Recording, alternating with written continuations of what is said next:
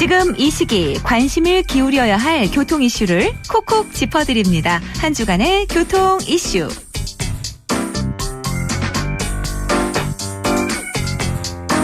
도로교통공단에서 지난 2016년에 발생된 요일별 교통사고 현황을 조사해 발표했는데요. 그 결과 금요일에 교통사고가 가장 많이 일어났다고 합니다. 연간 교통사고 발생 건수가 22만 900여 건인데 그중에 금요일 비중이 16%로 가장 높았다고 하거든요. 자세한 내용 김경배 교통전문위원에게 들어보겠습니다. 안녕하세요. 네, 안녕하십니까. 네, 반갑습니다. 네. 2016년 통계인데요. 네. 요일별로 교통사고를 분석해 보니까 금요일에 가장 많았다고요. 네. 뭐 특별한 이유가 있었을까요? 네, 그 서양에서는 예수가 십자가에 못 박힌 금요일과 또 최후의 만찬 13명을 불길한 날로 여기지만요. 네. 역사적으로도 그 13일의 금요일은 유독 비극적 사건과 사고가 많았다 이렇게 기록되어 있습니다. 예. 그래서 세인들의 관심을 끈 13일의 금요일에 대한 그 실증적 연구가 있었는데요. 1993년도 그 영국 의학저널은요. 교통사고가 많았다고 했는데 네. 2008년 그 네덜란드 보험 통계국의 결과를 보면요. 사고와 화재, 절도 등의 사건이 오히려 적었다. 이렇게 상반된 결과가 대칭을 이루고 있습니다만은 네. 아쉽게도 국내에서는 금요일 교통사고가 많았다고 합니다. 뭐 꼭 13일의 금요일이 아니더라도 네. 우리가 소위 불금으로 이제 통하는 금요일마다 우리나라에서도 사고가 많이 일어났다는 거죠? 네, 맞습니다. 연간 아까 말씀하신 것처럼 22만 917건에 대한 연간 그 사고를 그 요일별로 분석한 도로교통공단의 결과인데요. 네. 오후 6시부터 8시 사이 집중된 교통사고에서 일요일은 11.6%에 해당하는 25,535건에 달합니다. 그런데 금요일은 일요일보다 무려 1만여 건이 더 많은 35,358건이 발생돼서 16%란 비율을 차지하고 있습니다. 예. 게다가 전체 사망자 또한 4,292명 중에 금요일에 15.9%에 해당하는 681명이 숨졌습니다. 뿐만 아니라 1,714명이 보행 중에 사망을 했는데 네. 이 중 271명이 금요일에 희생됐고 중상은 3,602명, 경상 4,003명 순으로 이렇게 집계가 됐습니다. 그리고 전체 24,429건에 대한 그 고령 운전자의 교통사고에서도 네. 3,863건이 금요일에 집중된 것으로 이렇게 나타나고 있습니다. 뭐 전체 사망자도 그렇고 보행 사고도 그렇고 고령 운전자 사고 역시 금요일에 가장 많았군요. 그렇습니다. 네. 자, 이제 다음 얘기로 넘어가서요. 네.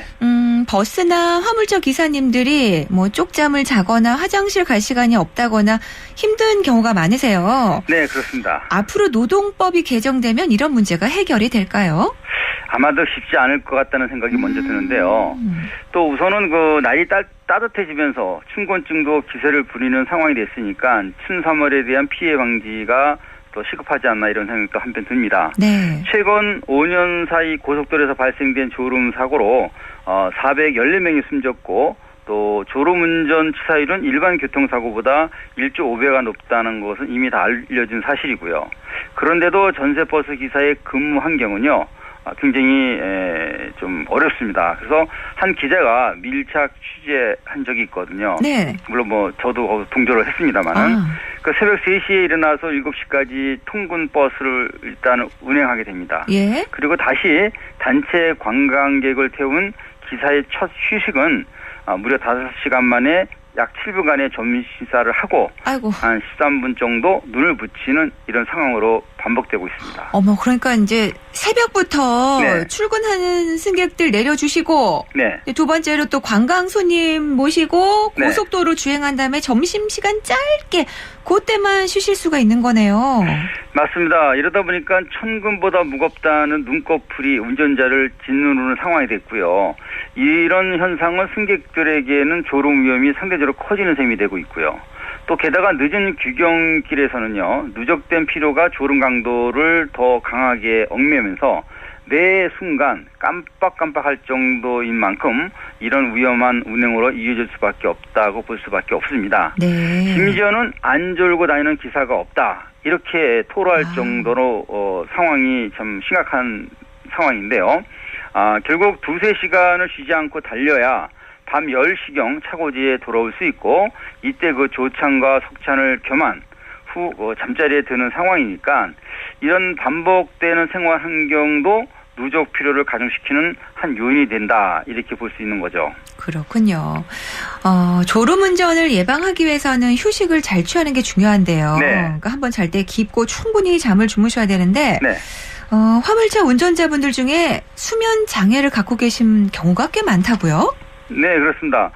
예전에도 많이 나왔지만요, 고속도로에서 그 고속버스로 운전 기사분들이 거의 그 졸음운자, 눈을 감고 한다, 잠깐, 이런 얘기가 많았는데요.